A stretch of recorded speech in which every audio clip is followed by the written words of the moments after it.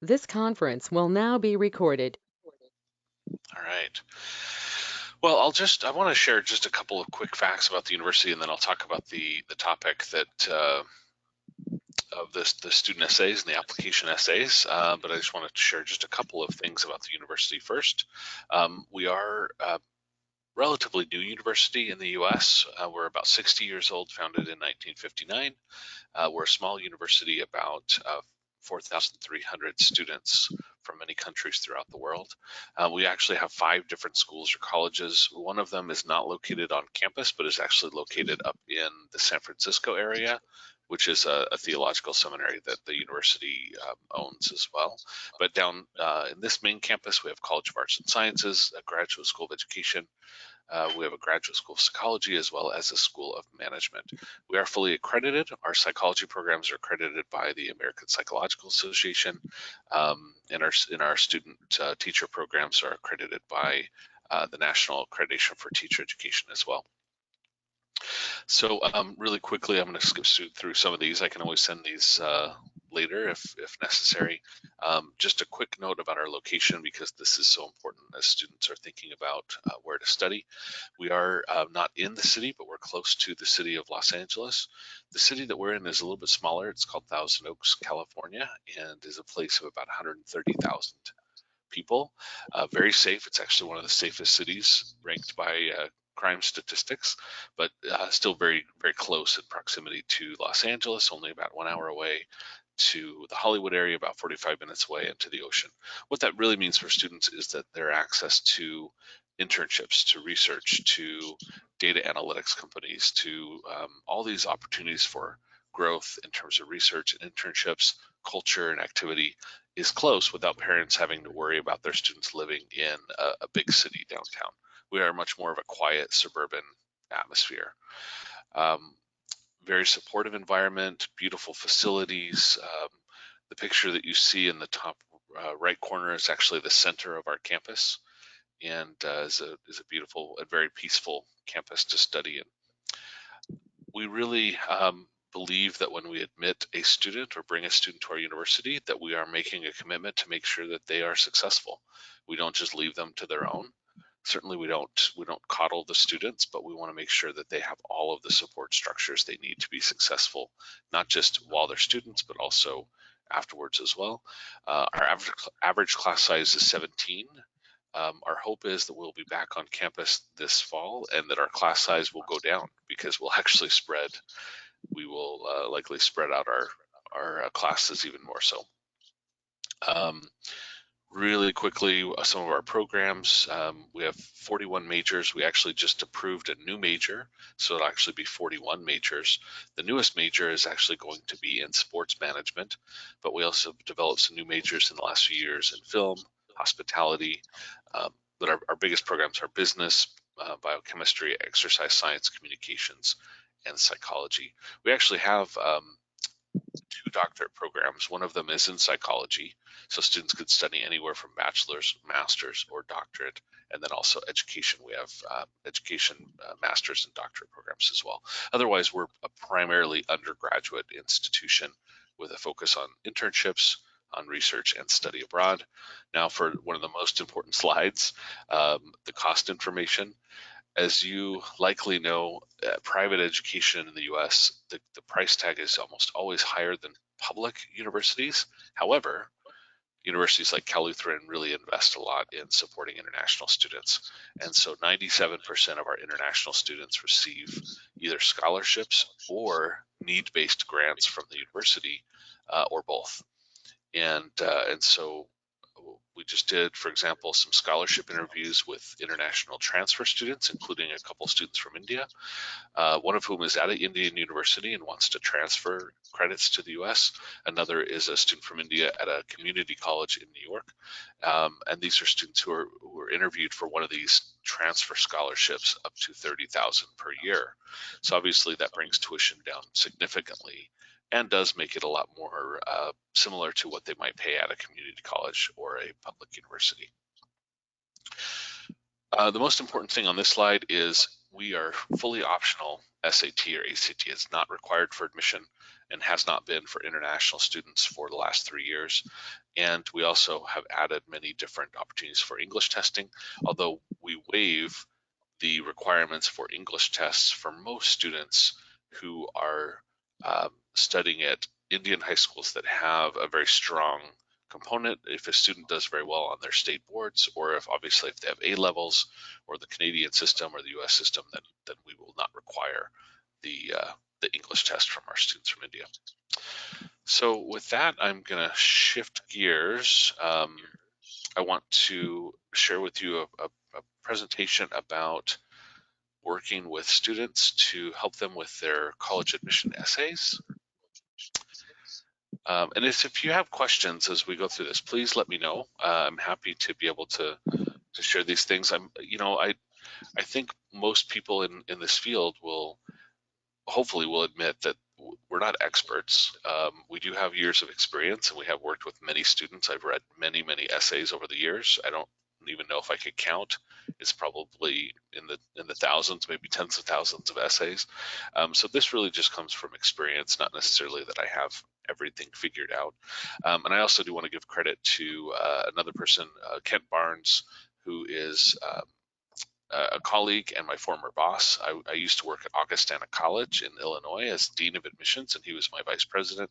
He and I put this presentation together, although I've certainly made some changes and adjustments over the years. So some of the things that we'll talk about myths associated with the essay and what misconceptions students have, the importance of the admission essay in the context of a holistic review of admissions. We'll talk about, and I'll give you some ideas about the essays that really stand out, those that we forget, and also some that we wish we could forget because they're so terrible. So we'll give kind of a range of suggestions, and then also some tips for exceptional essays. So first, the myths. Students, these are things students have asked me. Do we actually read these essays? This one's kind of funny because I think when I was a student in high school, my idea of an admission officer was an old guy with a beard, maybe smoking a pipe with a jacket, pages on his shoulder, elbows. So very different conception. The reality is, even though yes, I am, I think, an old guy, I guess, for the students.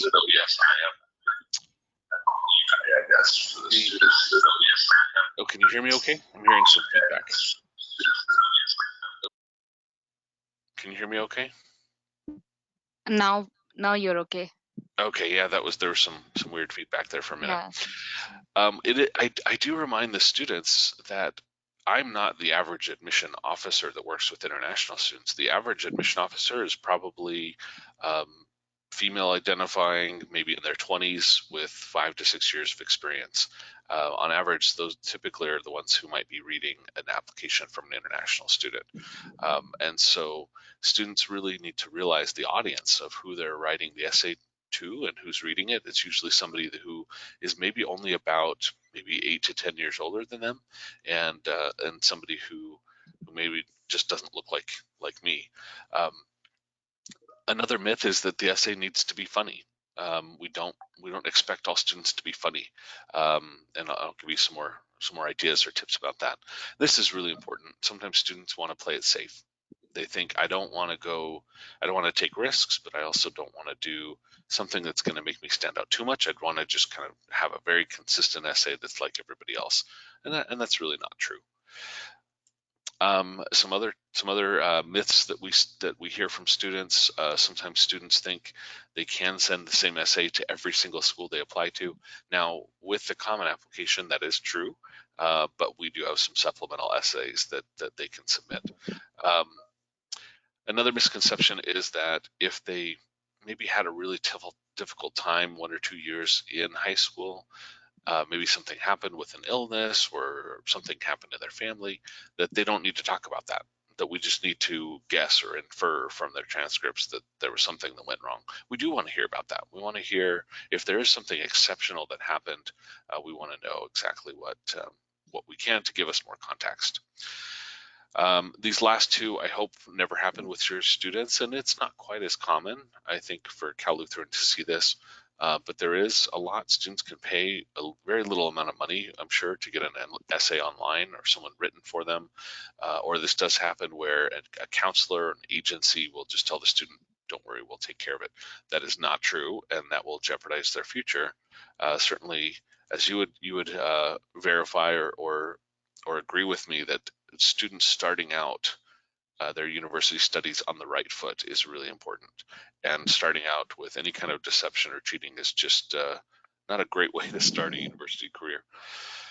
So at least for most universities, there are many different purposes for an admission essay. And first one obviously is admission, as we're assessing writing skills, why the student is interested in a certain topic, how that essay fits into a holistic review of admission, which I'll talk about more in a moment. Another purpose that universities have for the admission essay or the SOP or the statement of purpose, students use different words to call the same thing. Many universities will require a scholarship essay or a separate kind of essay writing sample to be used for specific scholarships, or even maybe an outside scholarship. Students have to write an essay to be considered for that. And then finally, more and more universities, and certainly the COVID-19 situation has really changed the dynamics of SAT requirements. Every day I see another announcement from a university saying that either permanently or temporarily that they're going to be test optional for admissions. And I think that's a good trend. I think that giving students the power to determine what the role of the SAT will be is really important. So many universities, not all, but many might require a separate writing sample as a way to kind of give an added element to their application that's not the SAT. So they might have to do a pre-written essay or something like that for test optional. Now, the importance of the essay in context. This is I think, a really interesting survey from just 2 years ago from NACAC, National Association of College Admission Counseling. And what it does, and what the percentage listed here is the percentage of admission directors in an international admission. This is the percentage of those admission directors who said that that item was the most important factor. So it doesn't mean it's the only factor, but it's the most important factor. So I think as no surprise to you, the most important factor that 76% of the admission directors said was the grades in all courses, next grades in college prep courses. Then there's a significant drop. It really means that most admission directors from number 3 on would say that these are of some or considerable importance, but maybe not the most important factor. And as you can see, that number 4, only about 39% said that testing is the most important factor, similar to kind of national school leaving certificates or state boards as well. Then when we get to the essay, about 20% said the essay is the most important part of the application. Now that I think is actually rather high. When you think about 1 in 5 admission deans or directors say that the essay is the single most important factor, I think that that does give quite a bit of importance, although I think it's important but not the most important thing. I think no matter what, the students' exam results, their grades, their academic preparation in their transcripts is the most important part for most universities. But the essay does occupy this really important space where it is of significant importance, but maybe not the most important thing. And I think this next survey is a little bit interesting as well. So this was an anonymous survey of the most selective institutions. So that wouldn't include Cal Lutheran because we are not the most selective institution, but we are a moderately selective university. But this showed that really kind of just the order in which they review applications. So about 3/4, 76% of these most selective universities, first they look at the academic grades. They look at the quantitative test scores, GPA, things like that. But 21% actually start reading the essay and the letter of recommendation first and then get to more of the kind of academic information. I think that's really important to note that of the most selective universities, 21%, 1 in 5, actually start with the essay first, and that first impression that the student makes can be very, very powerful in distinguishing them from other students. So again, I think the essay is something that students either don't take as seriously as they should, or sometimes they take it too seriously. It's really somewhere in the middle in terms of the application process and scholarships. Often it's that student who maybe is on the threshold between one scholarship and a higher scholarship, or maybe the university is not sure if they want to accept that student because many students could have the same GPA mathematically, but there's no one student who hopefully should be able to write the exact same essay. One of the things this does not account for is, what about other characteristics? What about talent? What about demonstrated interest? What about some universities who are not need blind for international students? What about ability to pay? We still need to do a lot of research into how those things impact international admission decisions. But obviously today I'll talk mostly about the essay. So these are questions that that my colleagues and I ask ourselves when we're reading the application admission essay. Fundamentally, does this student possess the skills required to succeed in college? Why does this student want to apply to my university? Why would they be a good match? Why would they be successful? That doesn't mean students have to specifically or explicitly answer these questions, but we are thinking about them. And then I think also very important for a university like mine that is really looking for fit, or a smaller university, does the essay give us a window into who the student is and their personality, and if they would be a good fit? What are their values? What are the things that really inspire them? Those are things that are important to us in the essay. What the student should ask themselves as they write: what do I want the university to know that they are not going to find anywhere else on the application? And that means they can't just write their CV or their resume in long form as an essay. Students do that a lot. That's one of the biggest mistakes students make, is they tell us what they've already told us in the application or recommendation letters, but we want to see new information. And then also another question is, how can they most effectively share that new information? And fundamentally, it's not about which question they choose to answer, it's how the students answer the question. And I love this this quote by one of my favorite authors from Africa, Chinua Achebe. The triumph of the written word is often attained when the writer achieves union and trust with the reader, who then becomes ready to be drawn deep into unfamiliar territory, walking in borrowed literary shoes toward a deeper understanding or self, society, or a foreign country's cultures and situations. And I know that this is more from a literary perspective, but the reality is, as students are reading, or as students are writing their essay, and people like me are reading the essay, what you really want is a connection. What you want is for the university to realize that this student, based on what they're writing about, how they're sharing their innermost thoughts, is really a strong connection for the university, is a fit for the university. And that can be very difficult in an essay that's maybe only one page. But I think fundamentally, as an exercise of writing, it really should give us a window into who the student is, and draw us as an admission officer into the student's life and into the student's mind. So I want to give some examples of essays that we really don't like reading, and this is from personal experience, so some other admission officers might say something different.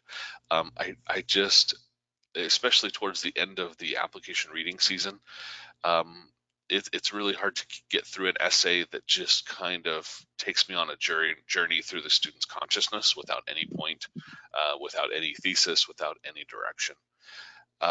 It's hard to read students' essays that are trying really hard to be creative or funny if the student is not funny, and they're just trying too hard, and it feels so forced.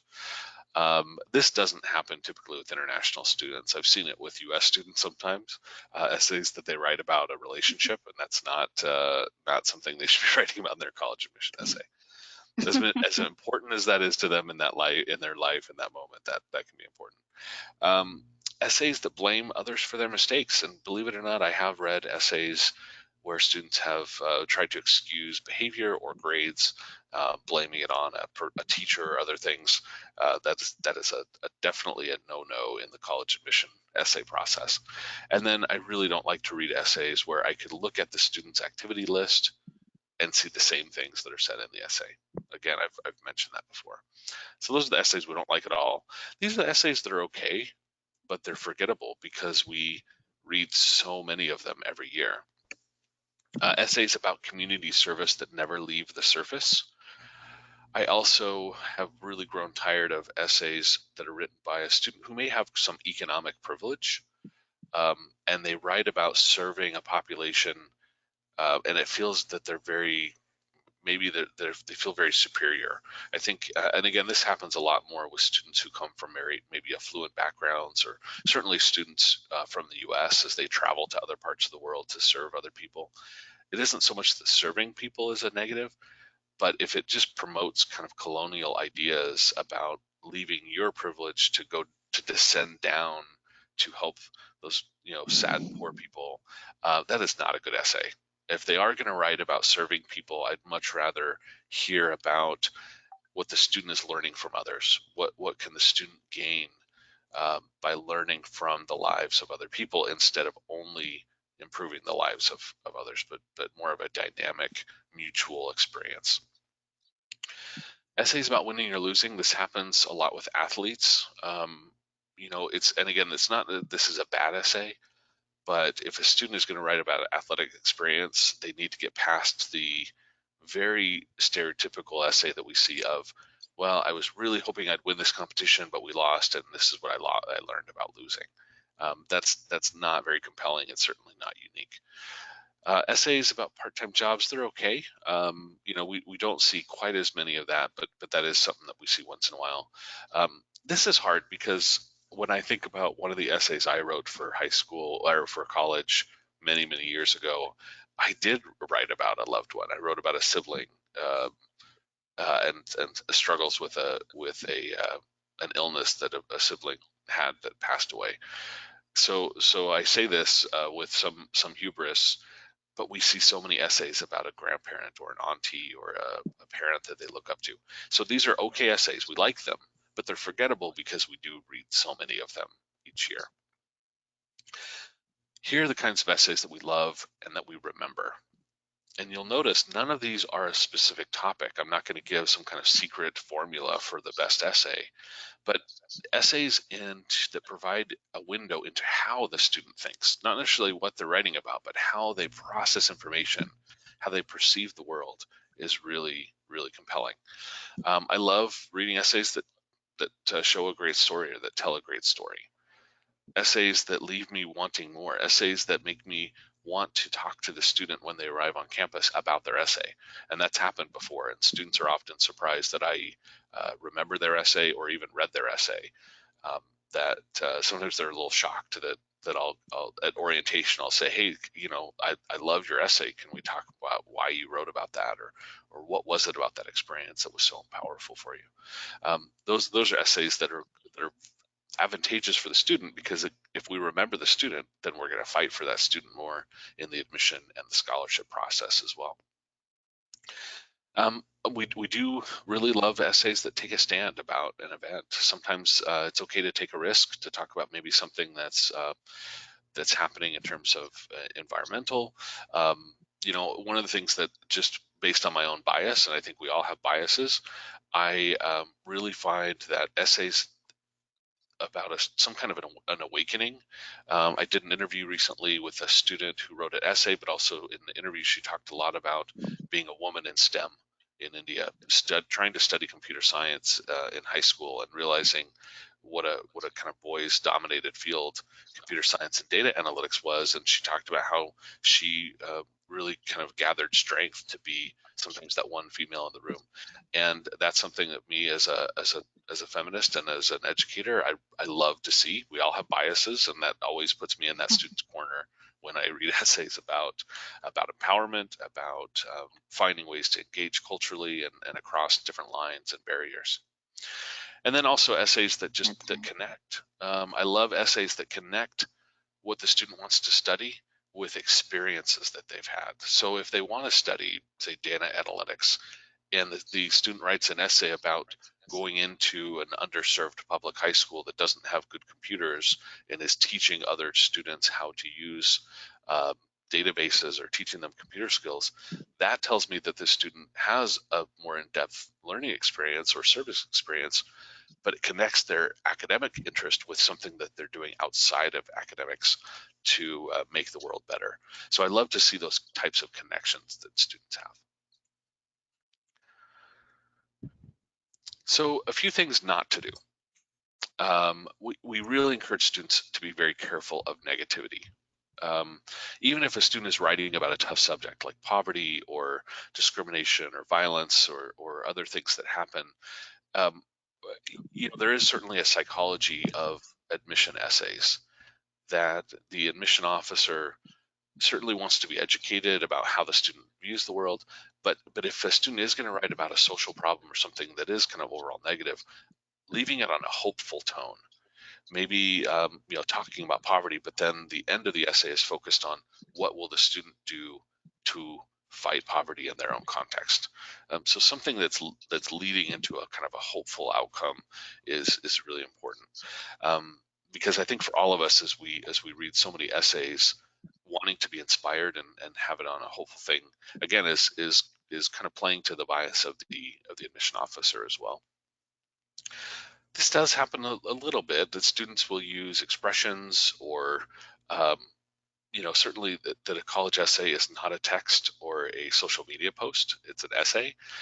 Sometimes I worry that the art of writing and art of essays is being lost because so much of our media is in short little snippets and Twitter and WhatsApp sized posts. But I think for the most part, the students that you work with, and in my experience working with students in India, and I think I've visited your school or other GEM schools in the past as well, and I don't worry about this with your students, but this does happen occasionally. We don't want students to be arrogant or defensive or condescending. It's such an important balance between being confident and being arrogant, and this is where proofreading becomes really important. So the biggest thing not to do is don't forget to proofread. Sometimes students wait to the last moment, and so they don't have time to edit as fully as they should. But here's some tips for students. The first one that I would give is do take it seriously, but not too seriously. And what I mean by that is when a student is so serious about their essay, one of the things that happens is that they don't allow for their voice to come through. They edit it, they refine it so much that it becomes a little bit too stale or robotic. It doesn't have any life to it, and so we definitely want them to take it seriously, but we don't want them to take it so seriously that they edit their own voice out of that. We do want them to write from personal experience, to be authentic, and I love this quote by Robert Frost in about the writing process. If there are no tears in the writing, there are no tears in the reader. No surprise in the writer, no surprise in the reader.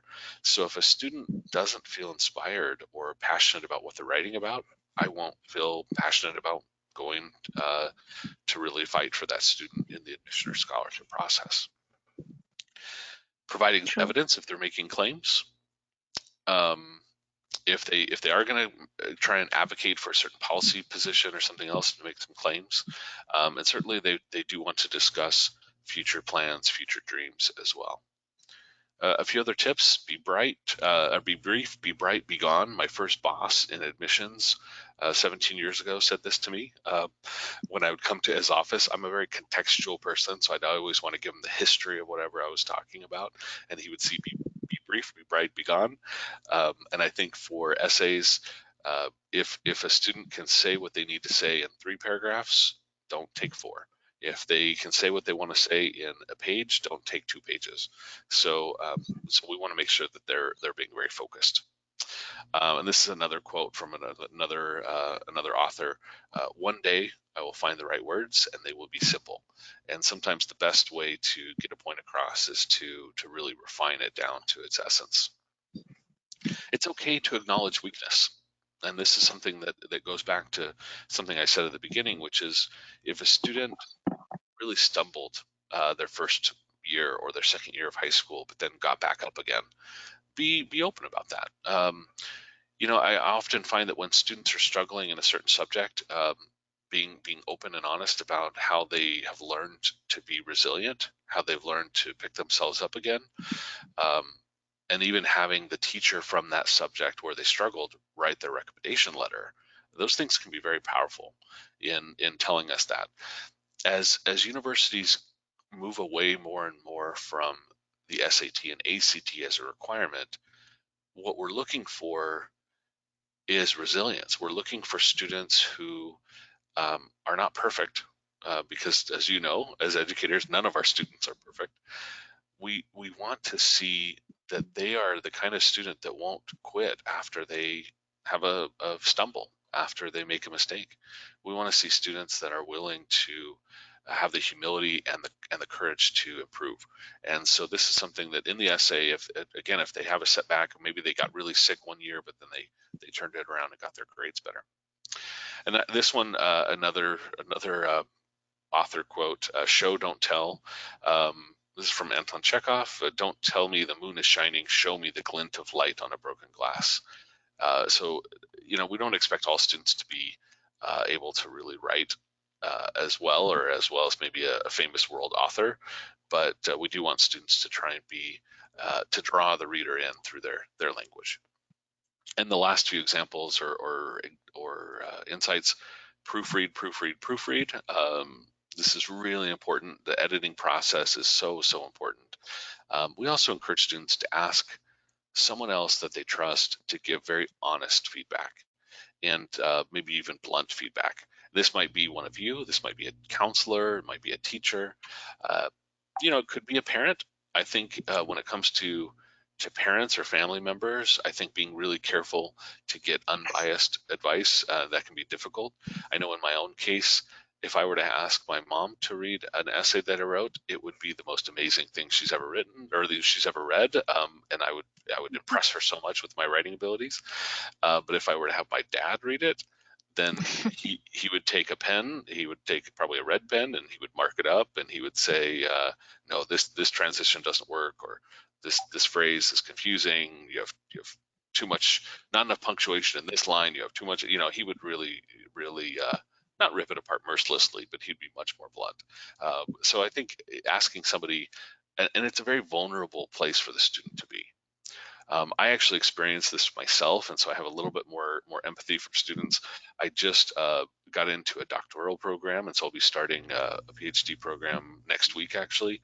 But going through the essay writing process for myself again, after working in admissions for 16 years, it was really difficult. And I got to a point where I didn't want anybody to read what I had written, because you're putting so much of yourself out there. But you have to, again, have that humility and that desire to improve, to give that feedback or get that feedback from others.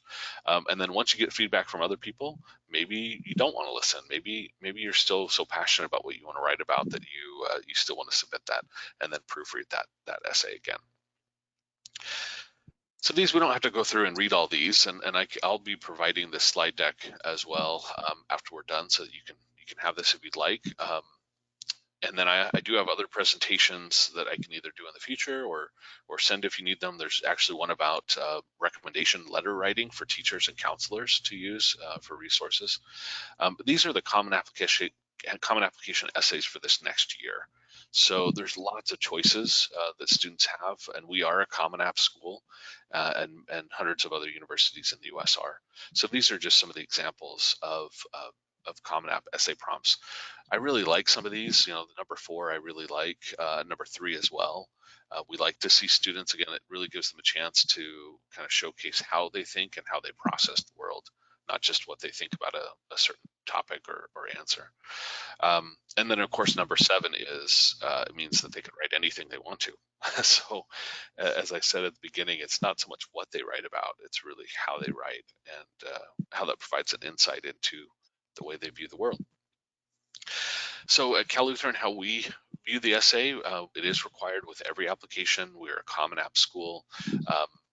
We, as I said, we're a moderately selective university. We're We're not like the University of California, Berkeley that gets 100,000 applicants a year.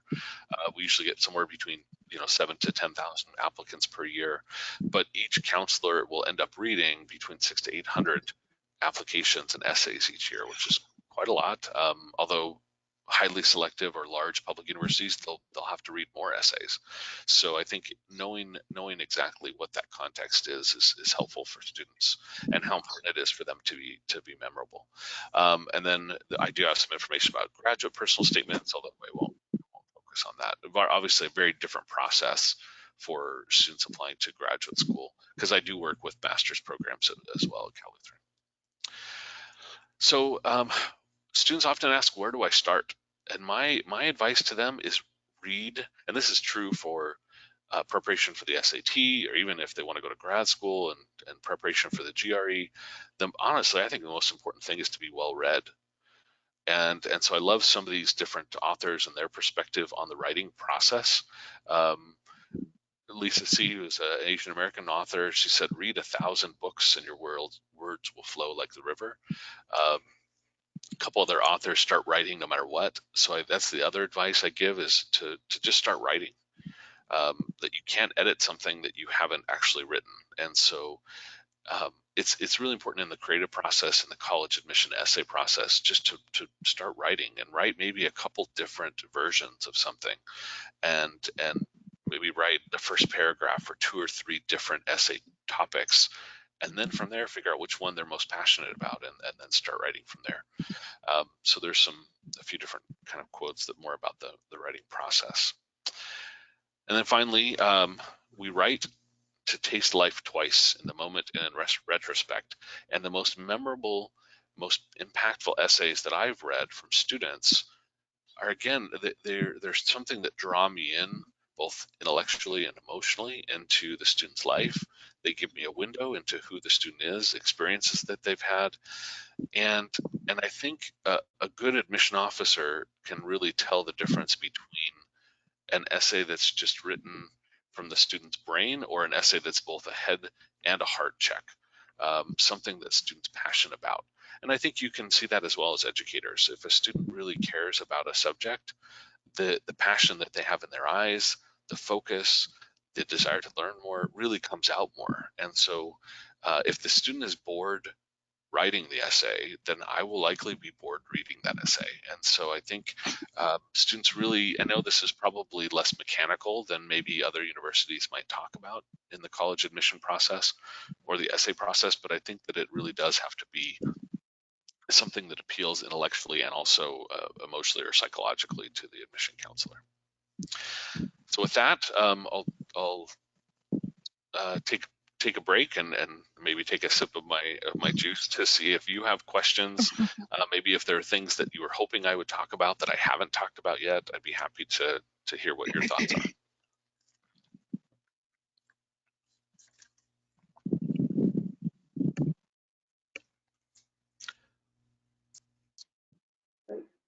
I think it's a great presentation, Dane.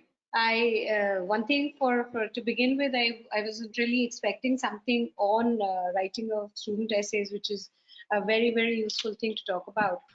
And it would be great if you can actually share the slides. I think you put together some really, really good ideas out there and tips for children that they can certainly use. None of us are kids here who are going to apply, but I'm sure many of the children in the school can use a lot of this. So it would be Absolutely. good to share with you. Right? Yeah, great, thank you. Yeah, so Afshar, should we start with the questions right away, or what you want to have something else? No, that's what sorry, go ahead. Okay, sure. So a couple of things that just directly came to my mind, and sure Kashish and Seema, who both joined in the middle of things, will also have a lot more to add. So you did mention that this ACTs and the TOEFL and so on are, is that only for this year that these decisions are being taken, or is that a long-term thing that's going to impact university admissions across the board? Yeah, for Cal Lutheran, we went test optional for international students about 3 years ago. And then the university is now permanently test optional for all students, regardless of what their passport is or where they live. That's permanent for Cal Lutheran. Some universities, though, have made announcements to be test optional for just the next year and a half. So, for example, in California, the massive university systems of the Cal State University campuses of over 20 campuses, and then also the UC system, have both announced that they will be test optional for students coming next spring intake, so January 2021, as well as fall 2021, and I believe spring 2022 as well. So that really for any students that are they're moving into their last year of high school this next year, they will not be required or expected to take the SAT or ACT. So that means for your rising seniors that this will provide them a little bit more flexibility. And again, once the Cal States and UCs represent a very large number of universities, and many other public university systems in the US, as well as private universities, have announced similar measures. So I would say of the universities that have announced test optional policies, about half are using this opportunity to permanently move to be test optional, and about half are saying, no, this is just temporary, we'll just do this for a year or two. So I think it's important for students to look at that. I think your students who are moving into the second or third year of high school, I think the College Board and the ACT are expecting that within a year and a half, things will start to get back to normal, and so those students would still have a chance to take the test. But the other thing, though, the other comment I'll make is that once universities start to glimpse that they can make admission decisions without the SAT, I think it's just opened up the possibility that more universities will go test optional. One of the reasons why universities have been scared to be test optional is they don't always know exactly what other aspects to replace the SAT with. But as technology is getting better, as more research has been done on things like measuring grit or measuring resilience through what we'd call non-cognitive questions, more universities are going to opt to have maybe supplemental short answer questions as part of the process instead of SAT. So for example, at Cal Lutheran, in our Common App supplement, we have 4 additional short answer questions that we want students to take if they're going to apply test optional. And those questions are things like, describe a time that you made a mistake or encountered a setback. What was that like? How did you overcome it? Who did you go to for assistance? Those are the types of responses that we're looking for to be able to tease out whether a student has some of those kind of factors that will help them and aid them in their college success. I really believe over the years that students who know how to ask for help and know how to seek resources, that's a bigger predictor of college success than a standardized test that they took for 5 hours. I know that as educators, that probably is kind of a given for you as well. Exams only do certain things, and I think resilience and tenacity, those are things that really you can't measure in a standardized testing environment. I hope that helps answer your question.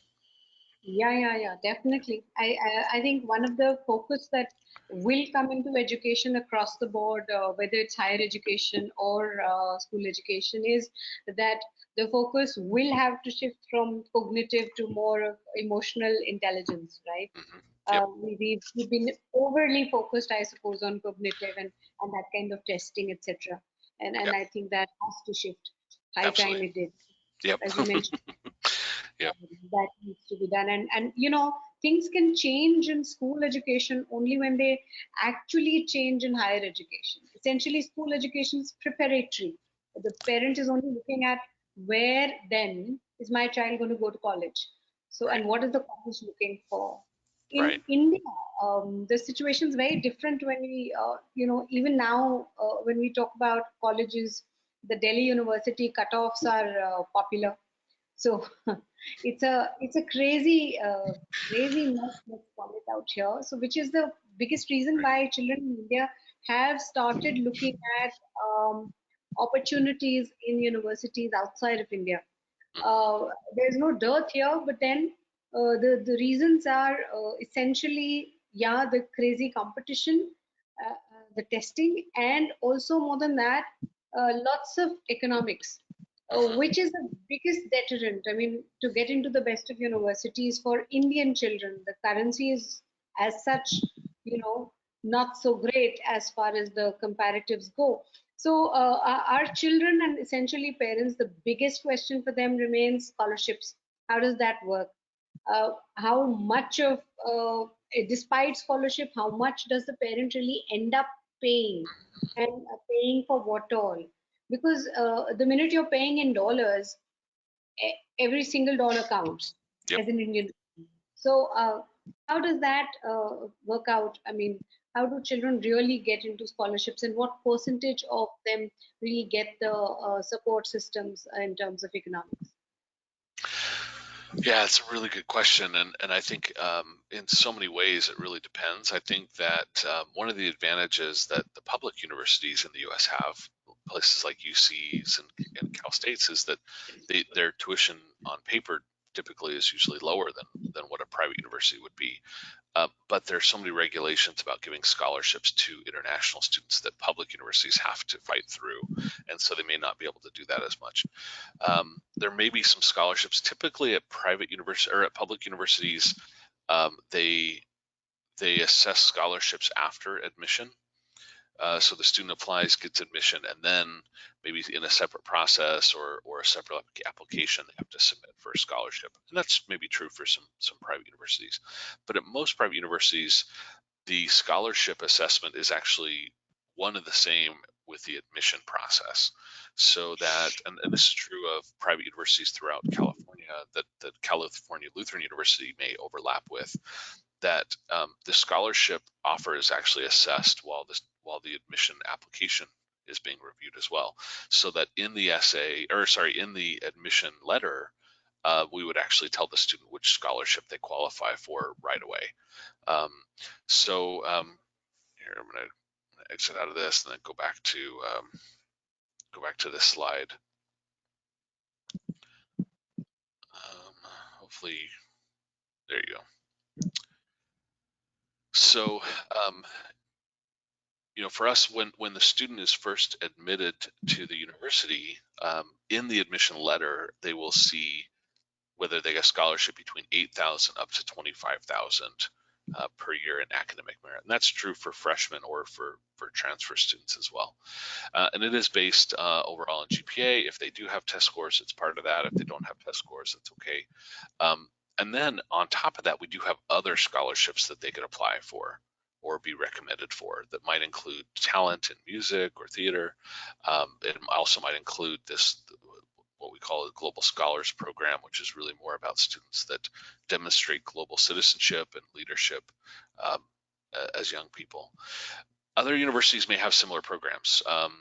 The other thing that we have that's not listed here is that we also give need-based grants to international students, and this number of universities is also growing. I would still say it's a small percentage of universities that give financial aid to international students.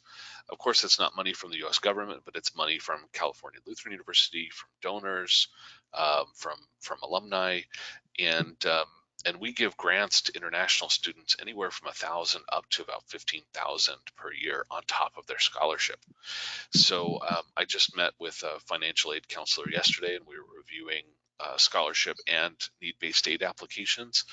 And there were some students that are going to get a total of about $36,000, $37,000 from the university to pay towards their education, when our tuition is about $46,000. So that does bring it down quite a bit.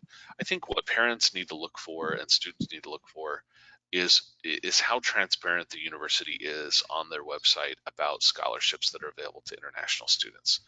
If it takes 20 clicks to find out if they give scholarships to international students, then maybe the scholarships are really difficult to get as well. But if the university is very open about what it takes to get a scholarship as an international student, then I think the student can know that they're going to have a shot at that. The other thing that I'll mention, just in related to SAT and ACT, one of the frustrations I have as an admission professional is universities that say they're test optional unless a student wants a scholarship. I don't think they're really test optional then if they have some kind of caveat to it that way. But there are a lot of universities that are still saying that now. Even they'll say, well, we're test optional, but if the student wants to be considered for a scholarship, then they have to take the SAT. For when it comes to international students, that's not true for Cal Lutheran. We're fully test optional for scholarships and for admission as well. You decide that.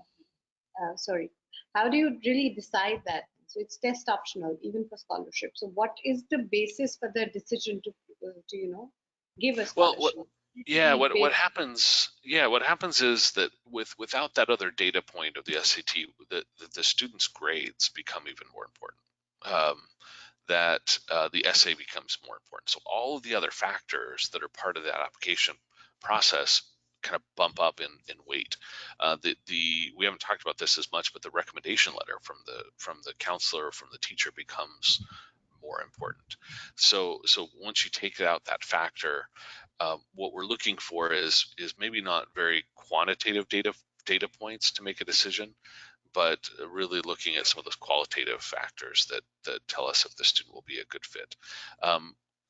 Most universities, and this is true for Cal Lutheran, we have kind of a calculation that if a student has a certain grade point average, certain grades, then they could qualify for a similar scholarship. So there's different tiers. But however, within that though, if I see a student has certain grades, but then their essay is just fantastic, and I can tell that they're really passionate about what they want to study, I may actually end up giving them a scholarship that's higher than what their GPA would kind of allow for, because they've demonstrated that extra interest or that extra level of skill in a certain area.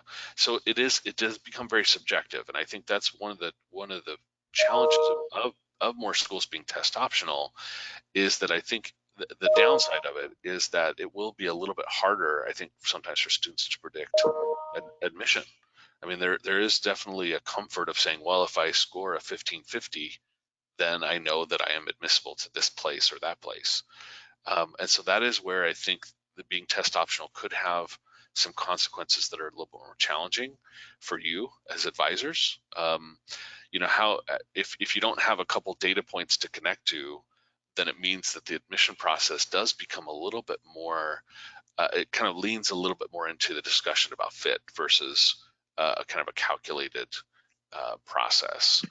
So I think, unfortunately, being test optional actually is more work for you on the advising side of really helping students figure out what a good fit is and which universities they may actually be admissible to. Okay. Yeah, I guess it's working now. Can you hear me? Yeah, I can. Yeah. So the other question is that we've been hearing from various universities about the fact that a lot of this will be taken online. So this year's admissions, given the COVID circumstances, might just actually be done online. And the students may not really shift to that country, actually study from here in a university in some other country and do their entire course online. So how much of that is really factually workable at this juncture, or still a thinking, still? Yeah, that's a great question, and I wish I knew exactly what was going to happen. Let me actually move forward. I actually have a slide about COVID-19 in here. Where is it? Oh, maybe it's not in this PowerPoint. Well, I'll talk about it then. So right now, all of our classes are online, as I mentioned. Once this hit, and Friday, March 13th was the last day that we were essentially on campus delivering courses online or in person, and we've been online since. And this week is our finals week. We're having virtual graduation ceremonies this weekend. It is really challenging for students, and we are going to be fully online for the summer as well. Right now, as it stands, our plans, and these could change depending on what happens, but our plans are to be back on campus in some capacity. And what that may look like would maybe be different than what it has looked like in the past. that we would have smaller classes, maybe some modules or some lectures would be online, and then the students would gather for a laboratory or for a discussion group in a smaller group a few times a week, and so it'd be more hybrid, where there is some kind of online learning for a lecture that has maybe 30 people, and we don't want 30 people to gather, but then they maybe get together with a professor in a group of 8 or 9 to do a laboratory assignment or to do something experiential. So I think it's really forcing teachers at university professors to also think about what is the core essence of what can be delivered in a format like this versus something that's more tangible. And certainly lab sciences, data science, it needs a little bit more than an online component. And so that's the direction we're moving in. And we also will have some more social distancing in our residence halls. So we may not have as many students living on campus as we normally do, so we can spread out more. That's the plan right now, but that could change. The Cal State University system just announced that for their fall quarter, that they will be online only. So that includes, universities like San Francisco State and Cal State Long Beach and San Jose, San Francisco State, all these public universities in California. Their plan right now is to be fully online and only online in the fall. What that means for international students, it's good and bad. I mean, they may not be a very strong student online, and so they might want to defer admission for a year, maybe take a gap year. It also means that if they're studying from home, say studying from India, and they're at a university in the US, those credits will still transfer, but they still have to go through that process of getting a visa. And there is some risk involved in paying tuition, taking classes online, and then what happens if the visa answer is no?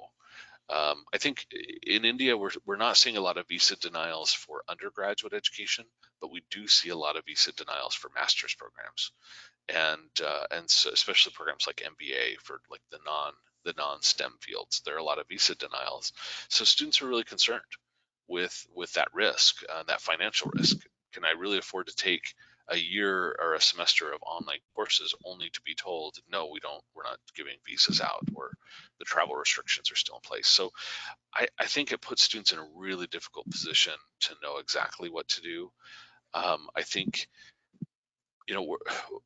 so that's kind of our plans right now. The other factors that we're watching very, very closely that we have no control over are things like when will the embassy in Delhi or the consulates in Hyderabad or Chennai, when will they open up for student visa interviews? There are probably tens of thousands of students waiting to register for appointments, and so there's going to be a huge backup in visa appointments from India. Will airlines be offering flights again? And not even that, will parents be comfortable sending their children overseas to study if a vaccine's not in place? I think health security is going to be a question in the college admission process that I think more and more families, and not just this year, but in the future, parents and students asking about health resources on campus and medical insurance. Those are things that are going to become more important moving forward, and so universities are going to have to adjust for that. I think what I'm hearing a lot from undergraduate international students is that they're probably going to take a gap year because of the social distancing, the quarantines that are involved in their home country, and also the economic challenges that are happening.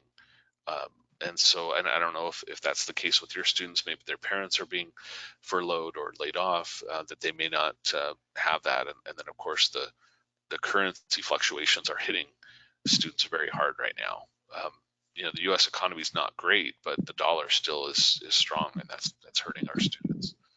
I don't know if that helps at all. I know that there's just a lot of moving parts to this, but I think over the next 2 weeks we're going to see most U.S. universities making announcements about their plans for the fall, with the hope that things are moving forward in the spring and then next fall as well.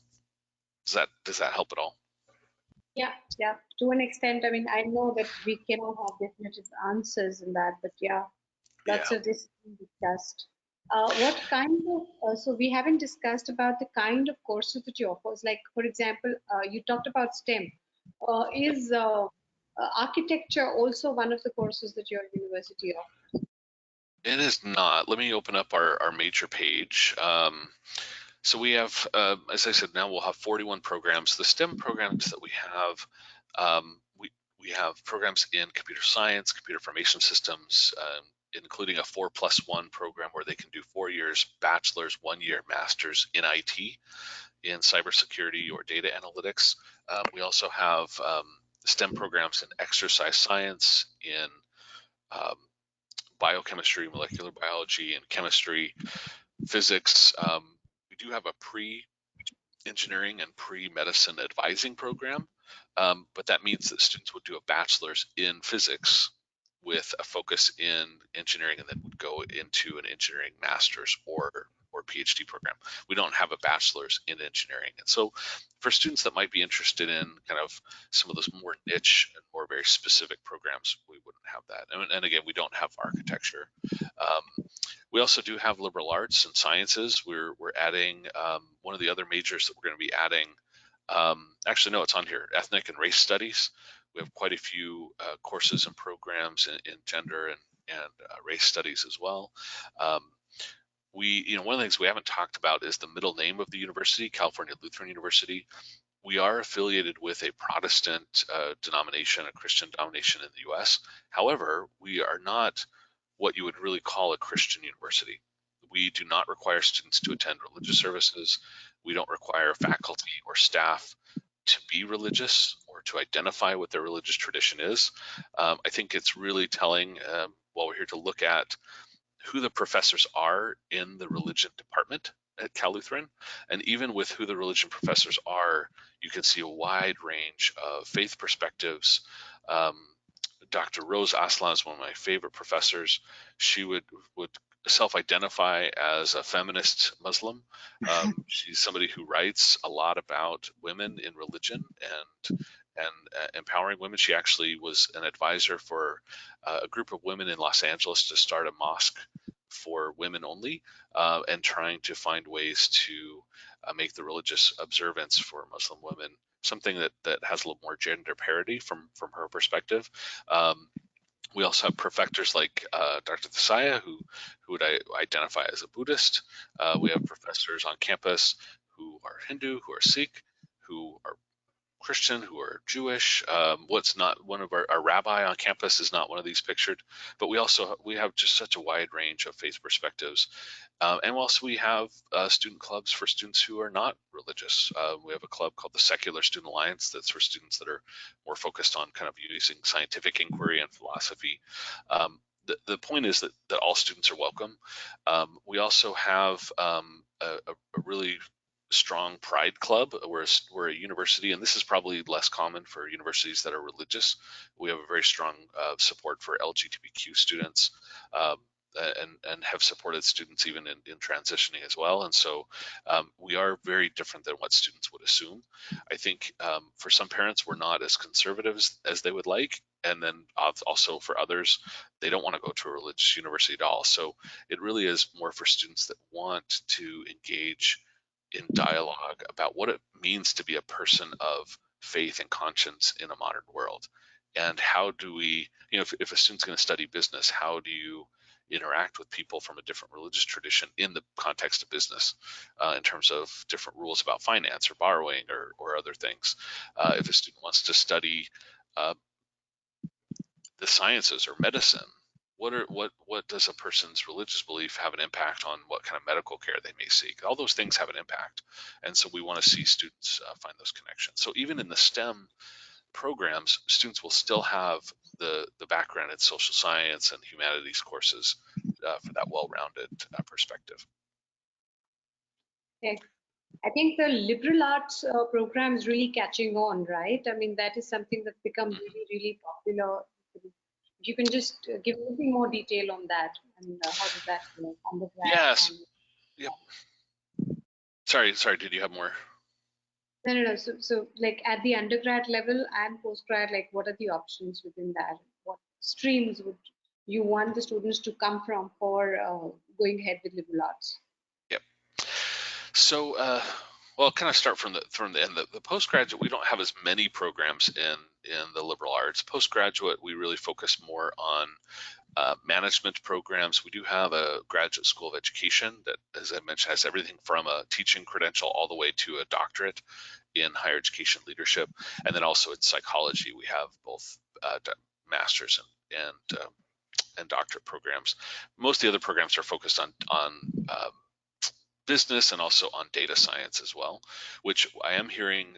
So this last time I was in India in February, I went to a couple of IC3 regional forums. I don't know if you've ever gone to some of the IC3 professional conferences. I heard more and more counselors talking about data science. You know, students moving away from kind of civil engineering or mechanical engineering and wanting programs in data science. So that's there as well, although that's more in the sciences.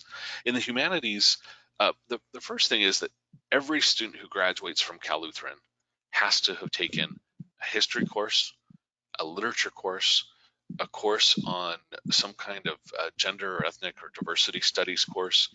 Every student has to take a course that is focused on some kind of global context, whether it's maybe looking at politics in a certain country or women's health or other things. That every student has to have these kind of core social science and liberal arts courses.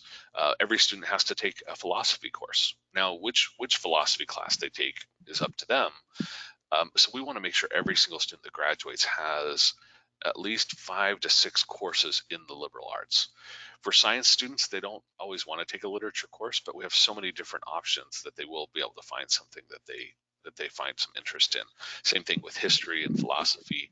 There are ways to blend some of those studies.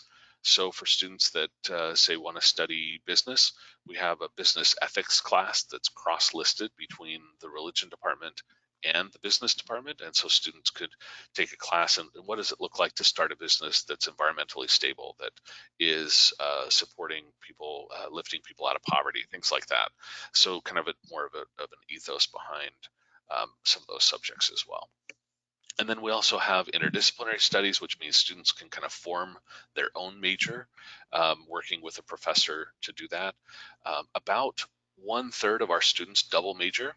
And so we find a lot of students mixing things up. So they might do a degree in both art and in multimedia with a focus on graphic design, or this is actually becoming more common, things like music therapy. So students that study both music and psychology.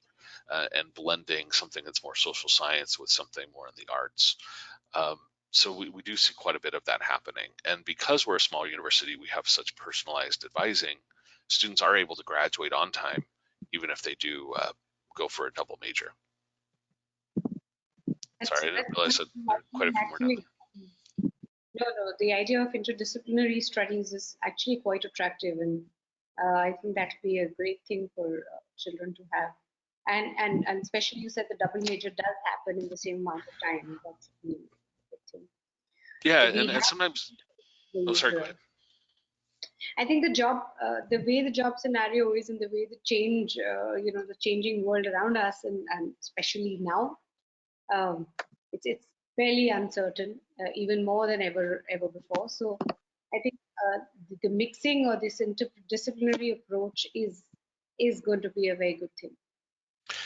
Yeah, I absolutely agree. And I think, sometimes parents have very different expectations than what the students want to study. And I'm sure that's not a shock to you, that parents have in their mind what they studied, what they think is the most safe route.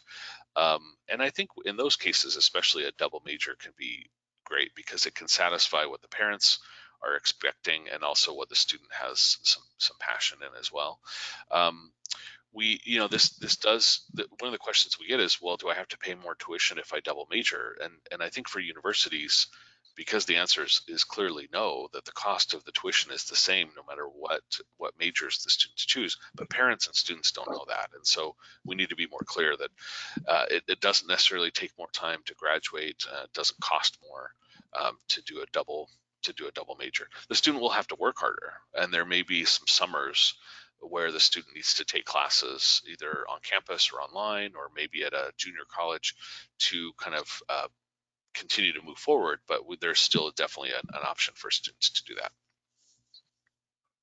Okay, I think, yeah, we can see the windows getting brighter at your end. Yep. You would see it after And our end. I can hear at least one of my kids' feet scurrying upstairs above me as well. So I think I may have faces peeking out trying to get into this room in a few minutes. But yeah, any other questions about Cal Lutheran or anything in the admission process?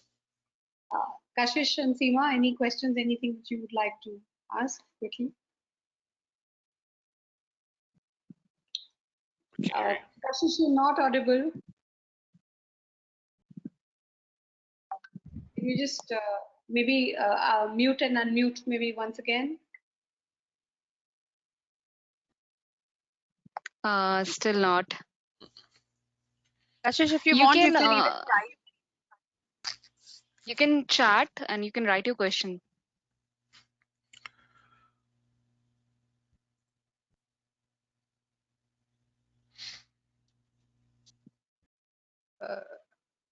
So once we will be having the question and a Q&A session from Kashish's side as well. After that, may I request Dr. Vohra to speak a little bit about the flagship school that we have at Gurgaon. So it will be a pleasure for all of us to hear that from your mouth, ma'am. Okay, thanks, Atan. Just give me a minute. Let me just switch on the light. I think it's just too dark here now. So we're flipped. Mine gets lighter, yours gets darker. That's really what tells us how far away from each other we are. I know, right? That's crazy. Other ends of the globe. So, well, just to be very quick, because I think this has already taken quite a bit of time for everybody. It's great to know about the university and learn so much. And I think you've been really, really patient in the way you responded to our questions. I don't know, I just went on. I really didn't, though Afsha did share a sort of a, potential question kind of a slide with, but I don't think I referred to that at all. Well, to talk about GEMS education, GEMS education it is the world's largest education organization across the globe today. The roots are very much in the UAE, where we started out some 60 years ago, and then it has spread all over. Practically every child in UAE is going to a GEM school. That's how the group has grown there. In India, ours is the GEMS International School in Gurgaon, happens to be the flagship school in India. And then there are various other schools spread all across the country. We are a very large country with a really well-known, really large population also. So it's down south, right from Kochi, which is one of the southernmost states in the country, till to the north. We are spread all over across. But mostly, except one, are Indian curriculum schools. The popular curriculums here being CBSE and ICSE. We have one school in Kochi which is IB currently, and of course we are across the globe. We have schools which are IGCSE, Singapore curriculum in Singapore, and actually 9 different curricula from across Australian included and so many others. So this is how it is with, so the exposure to children is very, very different, and that is the idea in a GEM school. Although we may be a CBSE school within India in Gurgaon, but the way of teaching and learning is not very typically CBSE. The idea is to ensure learning which is very, very student-centered, student-led, and children taking ownership is a very key factor. It's like central to the way we think. It's part of the core values of the school. So, and one of the things you mentioned in your descriptions and seems to hold value is global citizenship education. So global citizenship education is not something that we offer as a course as such, but it is something that is blended into everything we do. So it is one of the the modules that is there. Every teacher knows that we have to fit this in into the curriculum. And so anything and everything that is taught to children, irrespective of the subject, whatever the concept is, the teachers take one local and one global example and perspective and connect it with how can we then next step is which SDG or sustainable development goal can we really think of, and what comes to your mind, what solution, what problem comes to your mind, and what solution can you think of about it. So this is a very key focus area, and that has really changed the perspective of the way students think. Otherwise, in India, children just tend to think only about the here and now very often, unless they're provided that kind of exposure, and suddenly college becomes a whole different story. So right from the beginning, when they have a lot of perspective, I think they're very they're better trained to figure out what they really want for themselves. And of course, then a lot of guidance is also required, which we do. There we are. I don't want to bore everybody with more and more about GEMS. Not at Yeah, all but boring. Yeah, thank you for sharing that. Definitely. Yeah, and I So believe I in have maybe two years in the questions for past I Kashish. had. Oh, sorry. Go ahead. Oh, I was just saying that I have the questions which Kashish wanted to ask. Yeah, I see those. Yep. She's not audible. So Yep. her first question is that if SAT is optional, then she wants to understand how is the student having SAT at a better edge for admission chances. Yeah, that's a great question. So the reality is, if they do very well on the SAT, especially on if they want to study STEM and they have a high quantitative score, and for Cal Lutheran, a strong quantitative score would probably look, 650 or higher. That definitely would help them. I think for us, the point of being test optional is that it really puts the power in the student's hands. That if they want the SAT to be a factor in their admission, then they can choose that course for it to be a factor in it. So really, in I guess, and put it in another way, the SAT can only help them. If they have a lower score, then it's not going to be included, and we'll look at other things. So if they do have a higher score, then that could help, especially if they have a really strong score that may balance out maybe some grades that weren't so great. Then that is also another scenario that could help them. So I think it really is balance. I think there's still going to be enough universities in the U.S. that do require the SAT that many students will still take it. I do find that, and it's really refreshing to hear about the approach that GEMS takes in education. I think at so many other schools in India, the focus is on testing and examinations so much that the SAT is not a big deal, and they tend to do pretty well because of that culture of exam taking. So I think in some ways students from India still will take the SAT, but again, to really make the student the one with the power to determine if or how that's going to be a factor in their admission. I think that's the important part. So again, if a student's really set on this being a factor, then they can still include that. Versus other universities, I saw one school said they're going to be test blind. So I think it was Tulane. No, it was Loyola in New Orleans. I think said that they won't even look at the SAT even if the student submits the score. So test optional is different than test blind, and I think that's where maybe we might see another trend as well, and that could shake things up even more so. And then it looks like the other question was what the admission timeline is for this year. It, at least for, even though it seems like it's really late, which it kind of is, but we are still accepting applications for fall. We extended our deadline to June 1, and so we are still taking applications. I think for how it's going to impact next year, so fall 2021 and beyond, there's a couple of things. It's not going to initially impact the timeline. We're still going to open up applications in the fall. We really encourage students to apply early, to apply for our non-binding early action, which is a November deadline. Where we're going to be flexible, though, is in particularly with transcripts.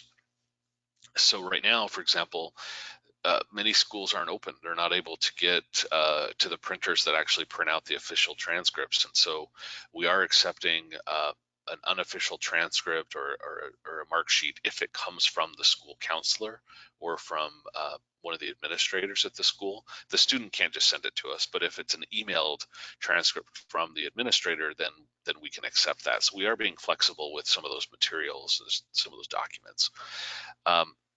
Beyond that, it's hard to know exactly what will happen. I think, for many of us that love to travel to India and other places to meet with your students directly, this is going to be a tough year, because I think it's going to be a while before we can actually get there and connect in person. And so I think all of us are getting a little bit burnt out on Zoom meetings and GoTo and web meetings and things like that. Unfortunately, I think that'll be the way of recruitment for the fall.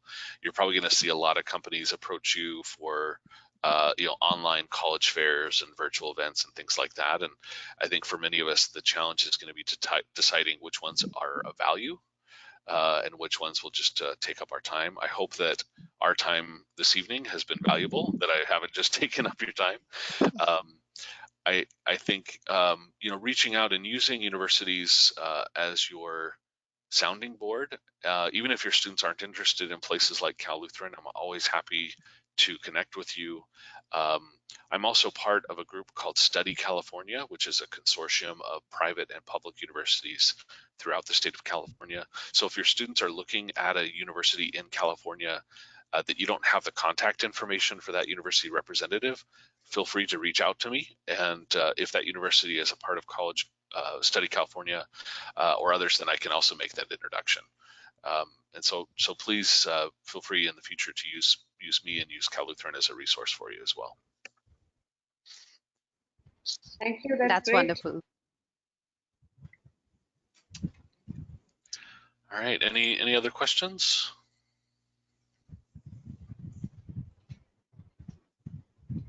I think we are done with the questions now. Kashish, do you have any question? If you have any, you can just type in the chat box.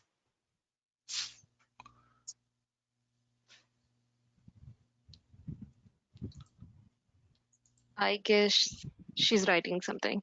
Okay. Yeah. And No, I don't that's know. Oh, there we go. about it. Yeah, she's done. Oh, okay. All right, gotcha. I guess I can stop sharing my screen now. Hopefully you got to see some of the pictures and videos from around campus too, though. It is a beautiful place. All right. So it was a very interactive session, I would say.